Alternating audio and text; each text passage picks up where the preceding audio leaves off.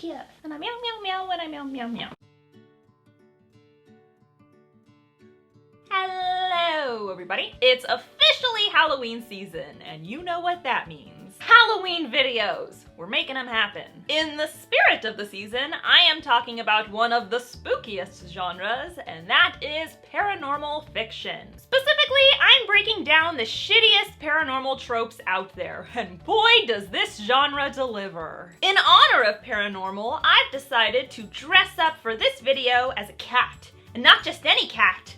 I'm a shifter kitty. Meow, so sexy. I lick my own butthole. Before we get started, I am giving some love to Skillshare, who has generously sponsored today's video. Skillshare is my all-time favorite online learning platform featuring thousands of classes in creative writing, graphic design, business, marketing, and a bunch of other stuff. What I like about Skillshare is that it's geared towards creators, which means it's perfect for writers. If you're a hobby writer, like Butters, they have classes for that. And if you want to turn writing into a full-time career like I did, they have classes for that as well. Oh, thank you, thank you. Plus, so many classes are taught by people in the know, like New York Times best-selling authors, famous journalists, and YouTubers like me. I've got 2 marketing classes on Skillshare just for writers. One is all about how to build a successful writing platform. The other is a step-by-step guide to launching a book, especially if you're doing it on your own. I definitely recommend checking them out. Skillshare's got some goodies just for you guys. Stick around until the end of this video to find out more. But first, let's get into these embarrassing paranormal tropes, shall we? I think we shall. What do you think, Butters? What do you think? You want to listen to some paranormal tropes? Oh, thank you. I love you. I love you. Number 1. Hello? Is someone there? Gotta love a dumbass who walks straight into danger without any common sense or survival instinct whatsoever. I think there might be a ghost in my scary, empty house, so I'm going to wander through the dark searching for it because that's the logical thing to do. I've come into contact with a violent spirit, but I'm just gonna convince myself it didn't happen and stay in the exact same place where I almost got murdered. Paranormal fiction has some of the dumbest characters alive, and it is infuriating. If you want us to mourn their eventual death, at least make them fight to stay alive. Number 2. Sex. Cover your ears, Butters. This is too graphic for you. Look at your tiny head. I don't have a problem with sex in fiction. In fact, a lot of the time I enjoy it and even write it. What I don't understand is how paranormal fiction transitioned from dark and scary to dark and filled with penis. It's become a genre so intertwined with erotica that whenever you pick up a paranormal story, you pretty much have to assume it's gonna be filled with the fucking. Call me crazy, but I like variety in my fiction. I miss reading about vampires that were horrifying and evil and didn't have raging boners. And I'm fine with sexy paranormal creatures and a little bit of boom boom. But does it have to consume the entire genre? What if I feel like reading about the Mothman and I don't want to see his moth dick? Where the hell am I even gonna find that? Which brings us to number 3, alphas. How did anyone write werewolf fiction before alphas, betas, and omegas? Oh right, they just wrote stuff that was scary and multidimensional and fun to read. I forgot. I swear to God, every single werewolf book that comes out is about screwing the alpha wolf, taming the alpha, taken by the alpha, avoiding this entire genre because of the alpha. I like werewolves. They are some of my favorite paranormal creatures.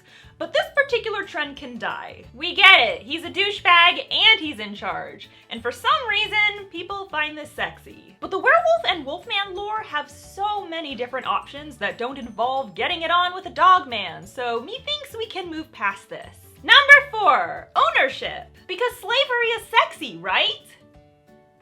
Anyone? Anytime I see a book where a vampire or a werewolf owns a human being, I get uncomfortable. Sex slavery is a legitimate problem that ruins lives. Feels like a very tone-deaf choice to make, I'm just saying. Number 5, multi-species love triangles. Will she choose the vampire or the werewolf? Will she choose the were-hedgehog or the sloth-shifter? Will she choose the electric toothbrush or the cucumber? Love triangles on their own are pretty annoying, but paranormal writers feel like they're spicing things up by making the romantic options different species. You can either have sex with an animal or the undead.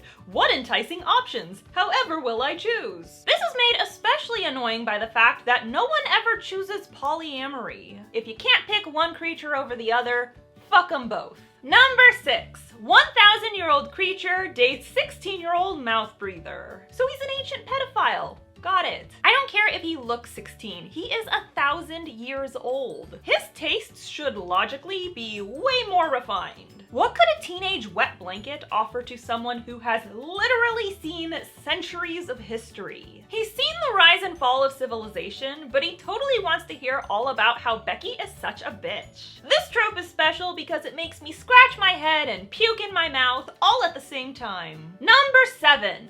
Get away from me before you get hurt. I'm a monster, dark and mysterious. Unlike my eyes, a blazing blue.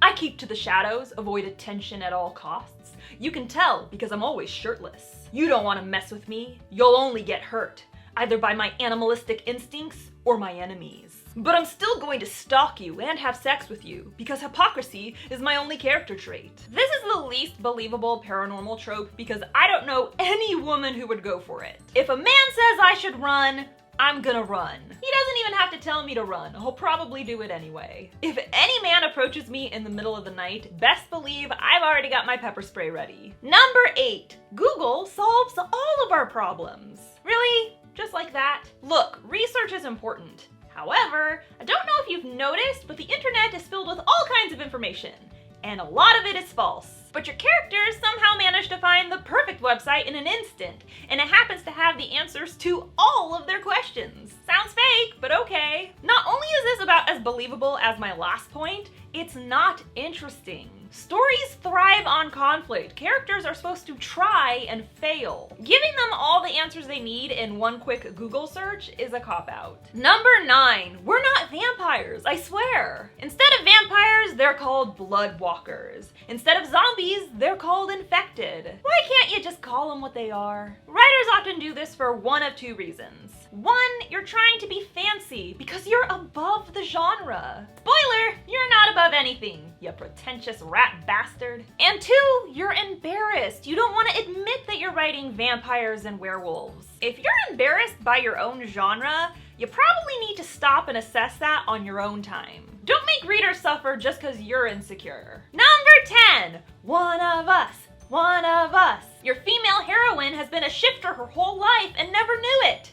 Until now. Because conveniently, her abilities didn't pop up until some arbitrary event, like her 16th birthday or the full moon. I'd wager there have been many full moons throughout her lifetime, but this one is different, 'cause reasons. I love a good reveal or twist, but you gotta give a believable reason as to why the character had no idea what their species was until now. The birthday excuse isn't cutting it anymore. Nothing special happens on your 16th birthday except for maybe hormonal acne. And bonus number 11, bears. What the hell is with all the bears? Of all the shifters possible, the community has rallied around bears.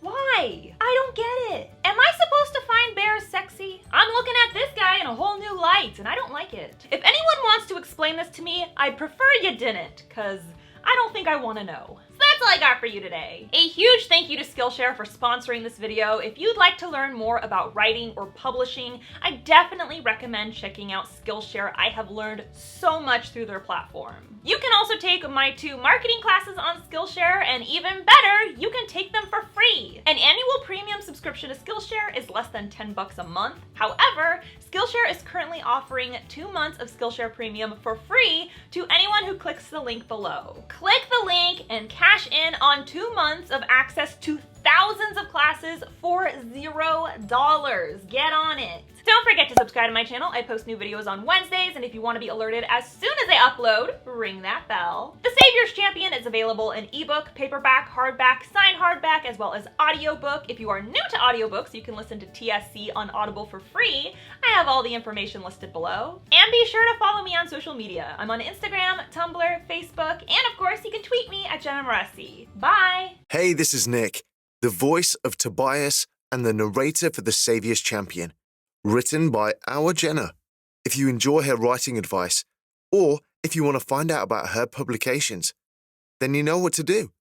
Click the subscribe button, ding the bell, and you'll get notified every single time she puts up a video or she goes live.